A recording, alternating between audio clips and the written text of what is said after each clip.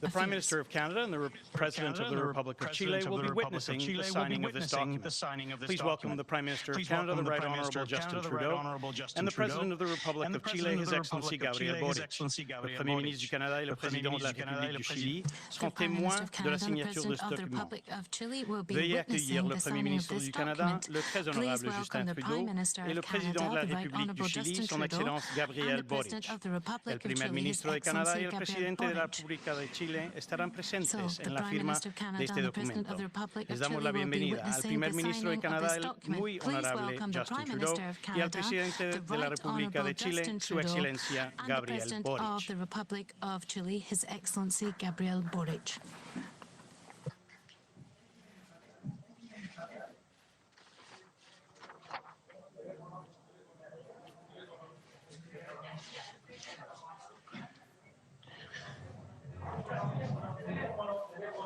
Today's signing is the Memorandum of Understanding on Cooperation in Gender Equality and Women's Empowerment between Canada and the Republic of Chile. La signature d'aujourd'hui est le protocole d'entente sur la coopération en matière d'égalité des genres et d'autonomisation des femmes entre le Canada y la République du Chile. La firma de hoy es el Memorándum de Entendimiento sobre Cooperación en Igualdad de Género y Empoderamiento de las Mujeres entre Canadá y la República de Chile.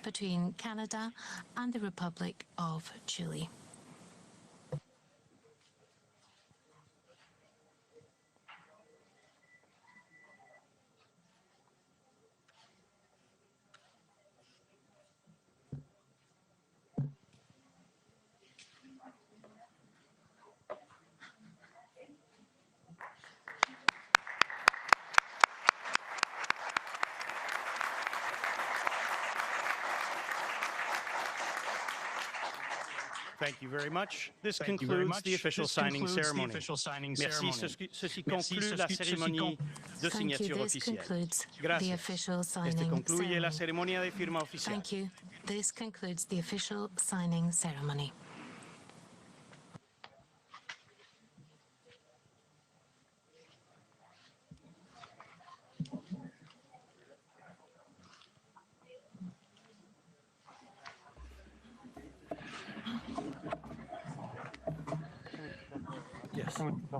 Yes.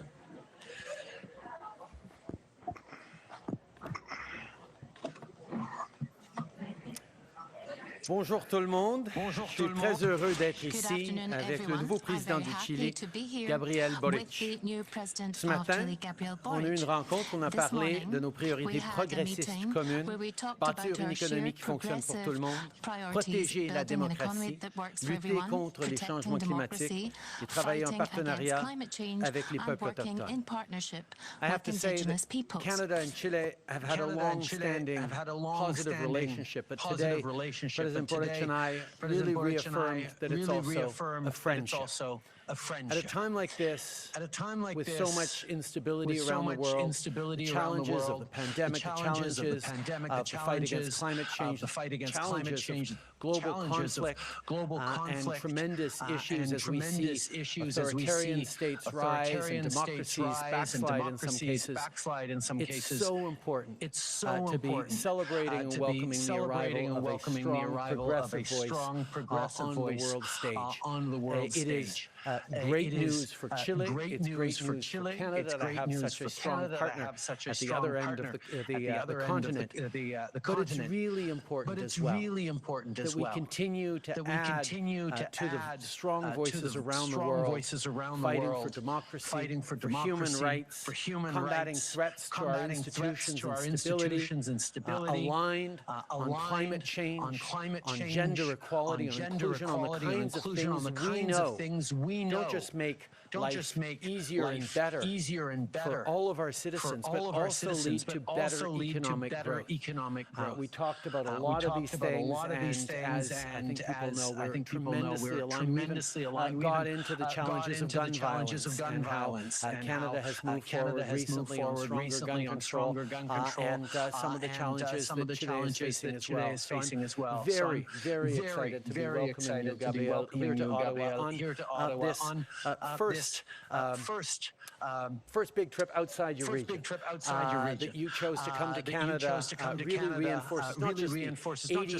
80 years of friendship between our countries and 25 years of free trade, but the strong anchored reality of values that we share from across the Americas. Was something that we did. For 25 years, the Canada-Chile Free Trade Agreement has provided opportunities for businesses and workers, and we look forward to continuing and deepening that relationship and friendship. We're committed to creating new opportunities for Canadian and Chilean businesses and entrepreneurs, helping them reach new markets and customers, which is good for our economy and ensures that Canada stays competitive when it has access to economies around the world, like strong economies in South America. As our economies recover and grow, we need to ensure that it does so in a way that brings everyone along. The Conseil des Ministres, At least 50% of the ministers in both Canada and Chile's cabinet are women. And today we have agreed on a memorandum of understanding to continue moving in the right direction. To promote gender equality and empower women in all parts of our societies, including supporting policies that ensure women's inclusion in COVID-19 economic recovery efforts, representation in leadership positions, wage parity, addressing gender-based violence, and more. We know that securing a strong economic future requires us to take climate action and protect the environment as partners and friends. That's exactly what we're doing. Today, Canada committed to co-sponsoring the Americas for the Protection of the Ocean Declaration with Chile. Canada and Chile are both ocean countries. We know healthy oceans are critical for jobs, for communities, and for fighting climate change. Today's announcement is about how we keep the Pacific Ocean healthy, from protecting migratory routes for sea animals to preserving delicate coastal ecosystems. We are also working together in order to promote another tool to fight against climate change and stimulate economic growth, namely putting a price on pollution. In November, during COP26, I invited other countries to take steps to ensure that 60% of global emissions are covered by a pollution pricing system by 2030. Today, Canada and Chile have made a formal commitment to collaborate to attain this objective. They both have a price on pollution, and in Canada, our system puts more money back into the pockets of a majority of Canadian families. A strong plan to fight climate change keeps our air clean and is critical to creating jobs and growth. By building a fairer and better future, we're helping strengthen the foundations of our democracies. Stronger democracies are in everyone's interest as we look to the forces that seek to threaten the fundamental rights and freedoms of our citizens. Both of our countries are committed to promoting and protecting democracy at home, across our hemisphere, and around the world. We're committed to defending human rights, freedom, equality, and combating threats to our institutions and society. We welcome Chile joining the Freedom Online Coalition, which supports internet freedom worldwide. And together, we strongly condemn Putin's ongoing unjustified and horrific attacks on Ukraine. We stand with Ukraine and remain steadfast in our support for its sovereignty and for the rights of Ukrainians to choose their own future. President Boric, Gabriel, I'm honored to welcome you today. Thank you for choosing Canada, but mostly thank you for the work you do in bringing our countries together and making sure that our voice resonates strongly together on the world stage. I look forward to that work we will do together to advance progressive policies as like-minded partners at the Summit of the Americas in LA this week, but also in the months and indeed in the years to come. Merci, mon ami. Yeah. Thank you, my friend, and welcome. Merci beaucoup. Thank you very much. Prime Minister, I'm very happy to have this opportunity. That we are reinforcing now. Today, we had a meeting with Prime Minister Justin Trudeau and with the delegation from his country to look together from the south of the world up to the north and look at the values that unite us. These shared values are important in an ever-changing world. It's very important to underline that we're fighting for inclusive growth. That's one of our shared values. And we want to respect science in order to deal with the climate crisis that's been caused by us as human beings. And we also want to work on various initiatives to allow us to have an environmentally sustainable growth over time.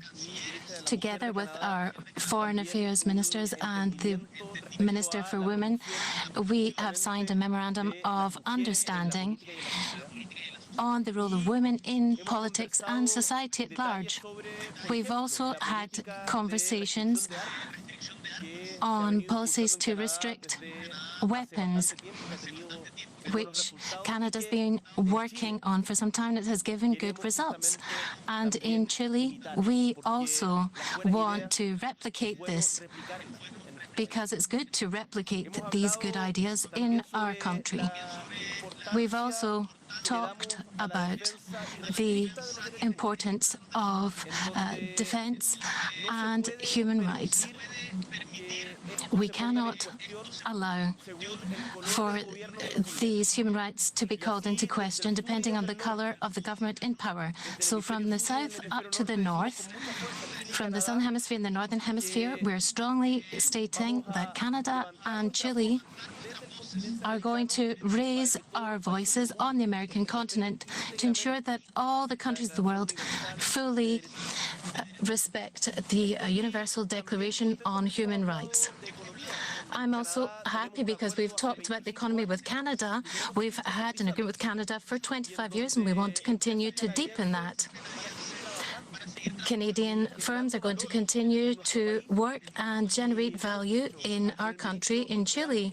And we've said to the Prime Minister that we hope that we can do that with Canadian standards, because what's required in Canada should be required in Chile also. We need to raise environmental standards and have inclusive growth and development. So we're going to work together. We have not just affirmed these shared values today, but also a deeper friendship. And we are making ourselves available to the world. We want to show leadership to take up these difficult but urgent tasks, namely to defend our oceans and protect our oceans. Chile is a pioneer when it comes to protected marine areas.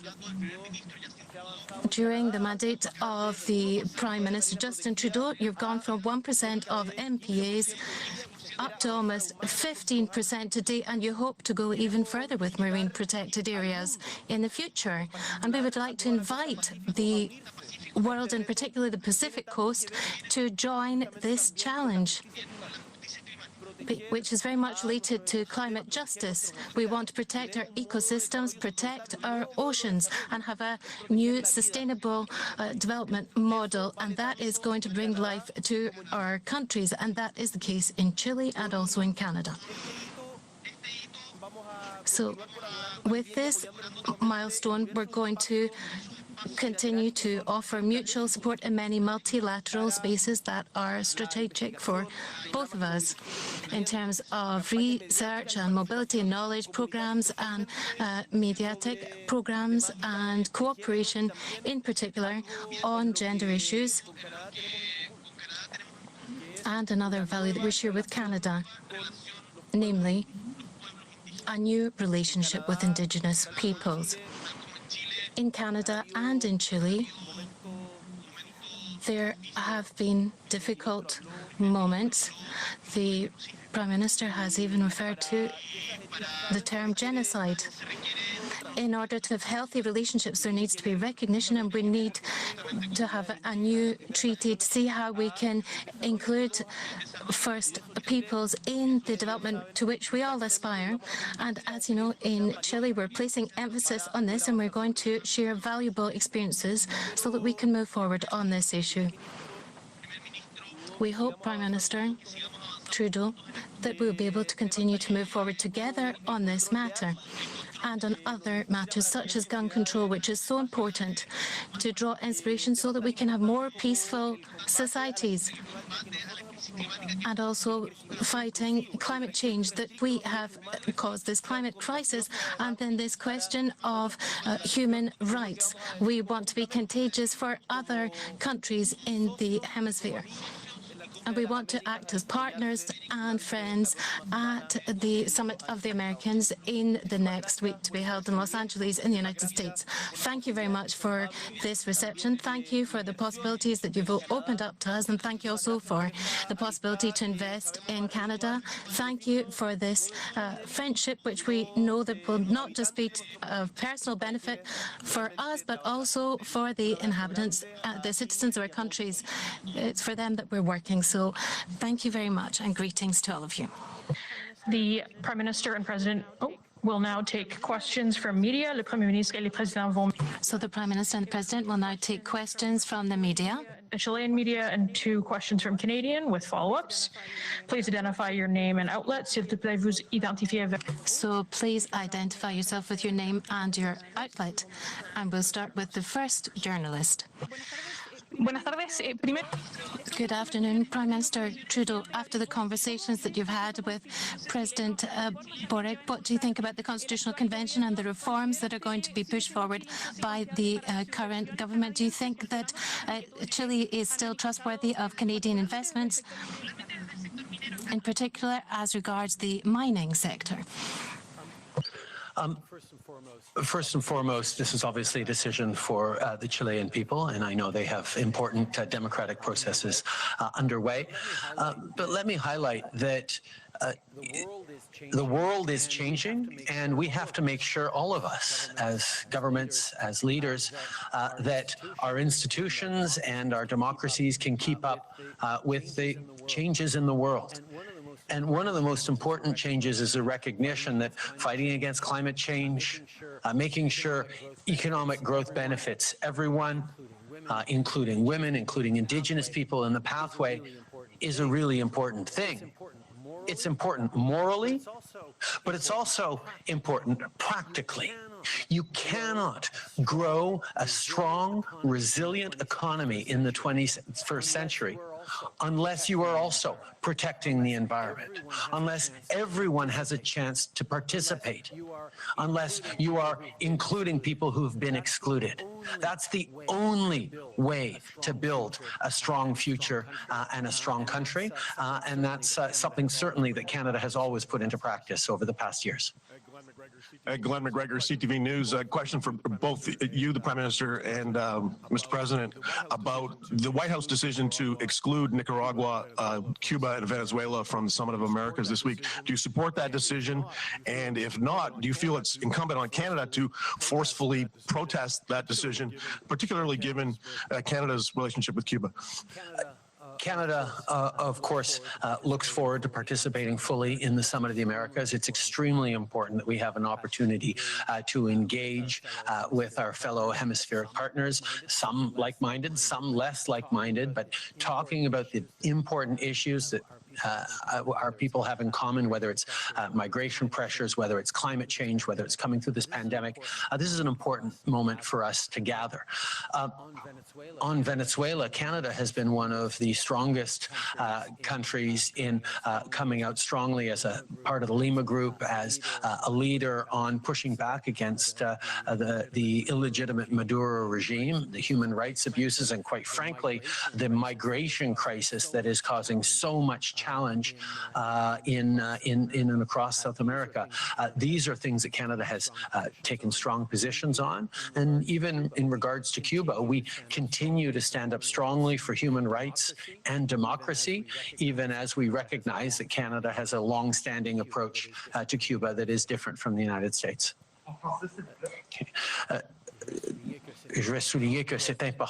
I would like to underline that it's important that Canada fully participates in the Summit of the Americas.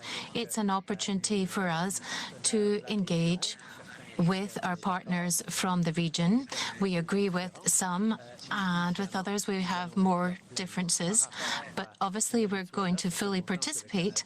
As regards Venezuela, for a long time now, Canada has been speaking out against the illegitimate regime of Nicolás Maduro because of human rights abuses and abuse of democratic principles, and also because of this migratory crisis, which is extremely difficult and is having a great impact on the South American continent. And then on Cuba, we've always been there to very much defend human rights and push for more democracy, but we recognize that Canada has always taken a different approach to Cuba compared to the United States of America. I agree with what Prime Minister Justin Trudeau has just said.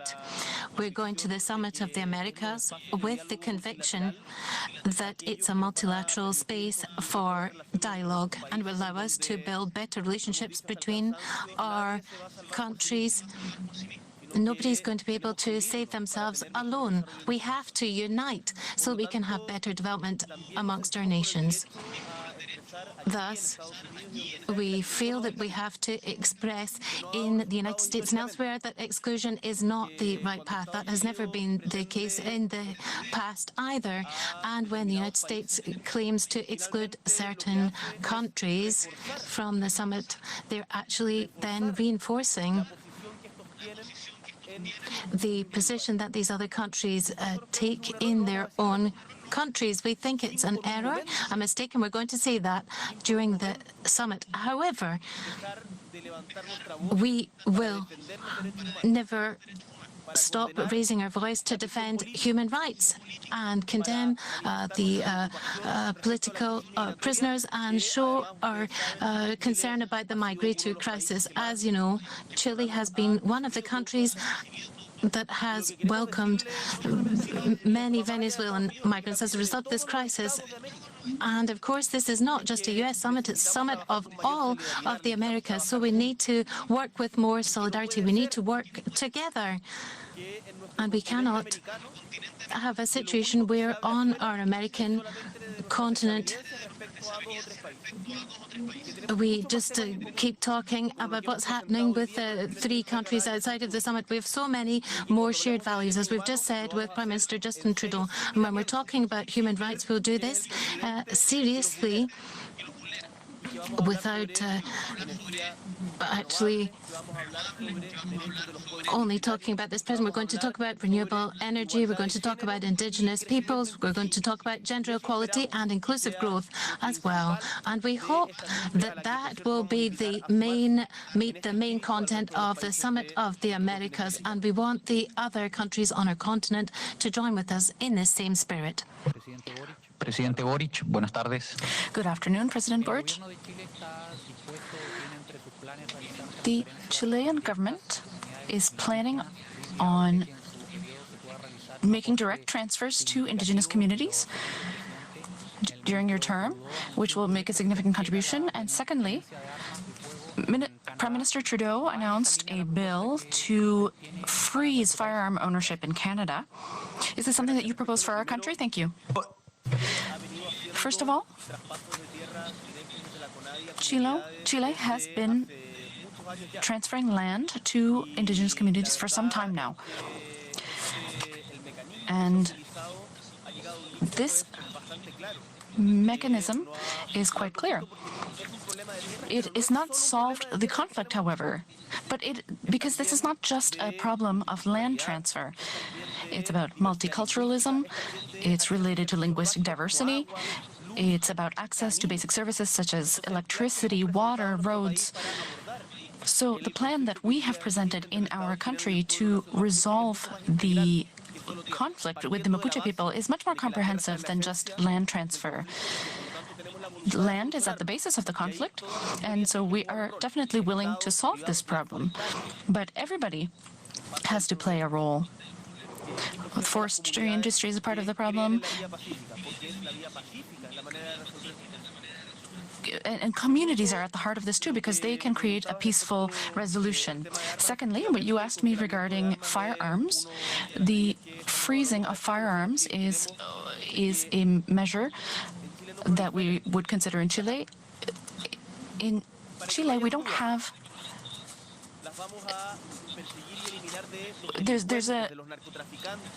Our goal is to eliminate firearms from criminal groups.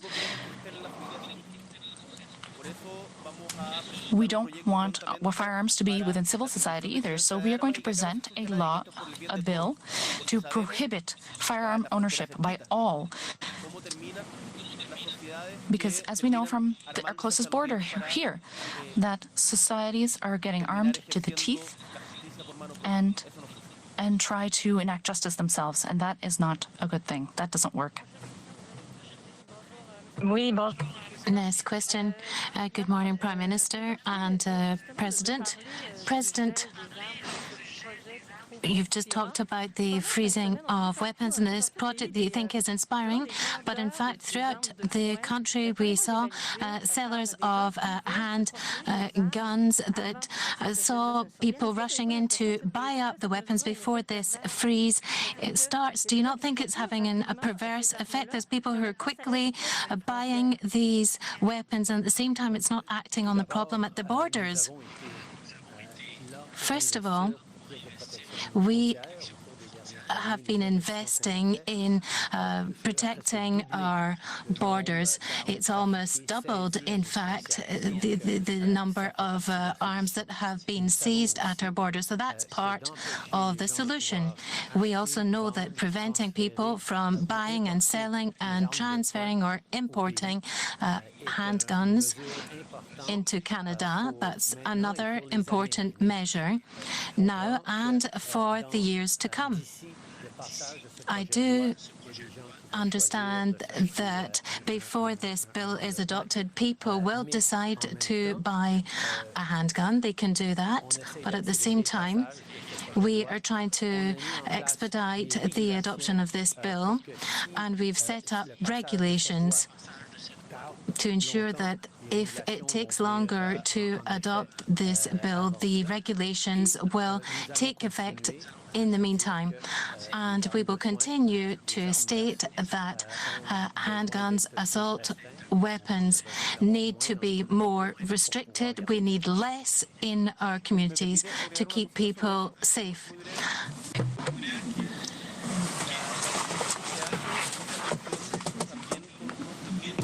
The question that you asked has to do with an objective that we discussed. It is not enough to have regulations within a country. For example, in weapons control, we need international regulations. And we hope to raise awareness, go beyond our borders. We want to make it aware that firearm ownership is not good for societies, and we'll do that from Chile all the way to Canada and all the countries in between, and hopefully that works. Prime Minister, still on the border? I'll just answer now in English to your question. There are three main ways for criminals in this country to get and use illegal guns. One is for them to steal those guns from legitimate gun owners. One is for them to purchase them illegally from someone who's purchased them legally. And the third is on illegal importation or smuggling across our border with the United States. Our approach now and over the past years has been focused on all three of those paths. First of all, when it comes to assault-style weapons, they're banned in Canada, have been for the past 2 years. It's now illegal to buy, sell, or use military-style assault weapons in Canada, and will remain so even as we move forward with a mandatory buyback beginning later this year. In regards to handguns, we've put forward legislation that means that as soon as the legislation passes, it will be illegal to buy, sell, import, or transfer handguns in Canada. We're capping the number of handguns in this country right now. And third, we are moving forward and have moved forward on greater investments at the border to crack down on smuggling. Indeed, just the measures we've done over the past years meant that last year we interdicted and seized more than twice as many handguns at the border as we had in previous years. So we're on the right track, and we will continue to step up in ways that follows the simple math. Reduce the number of guns in our country, reduce the level of gun violence in our country. And still on the borders, many Canadians are cancelling their summer vacations because there's enormous delays to get a passport. Some people say you could have acted differently. So what's your message for Canadians who are found in this situation? What could have been done and what are you going to do? First of all, when we saw that there were possibilities for Canada to reopen again around Christmas, we invested to hire nearly another 500 new people to work in the passport offices. And fortunately, we did that because now we are processing 40,000 passports per day. I understand that there are people who are dealing with delays. We're doing our utmost to try and expedite the processes because, yes, Canadians want to travel and we want to welcome people to Canada as well. We still have to tread carefully because of COVID, but we're setting up the necessary measures to accelerate the processes for passports. Hi, Prime Minister. President Mercedes Stephenson, Global News. I'd like to ask you about China's reaction to their buzzing of Five Eyes intelligence aircraft, including Canada and Australia's. Over the weekend, we learned that they'd released chaff into an Australian jet's engine that actually caused damage. Today, the Chinese Foreign Ministry responded to both, defending their actions, saying that they were reasonable, forceful, and professional, and also said this: "We urge Canada to face up to the seriousness of the situation, strictly restrain its frontline forces, and refrain from committing any risky and provocative acts. Otherwise, all serious consequences arising therefrom shall be borne by the Canadian side." That sounds like a threat, Prime Minister. Canada is participating in a UN mission designed to interdict and intercept and ensure the respect of sanctions on North Korea's murderous regime. We are part, as we so often are, of a group of like-minded nations under the aegis of the United Nations to ensure that United Nations sanctions are properly enforced. Canada continues to stand up for the rule of law. We continue to stand up for multilateralism. We continue to stand up for the principles of the UN Charter, and we will continue to. China's actions are irresponsible and provocative in this case, and we will continue to register strongly that they are putting people at risk while at the same time not respecting decisions by the UN to enforce UN sanctions on North Korea. Thank you. That concludes today's press conference. Merci. Ceci met fin à la conférence de presse. Thank you, and that is the end of the press conference. Thank you very much.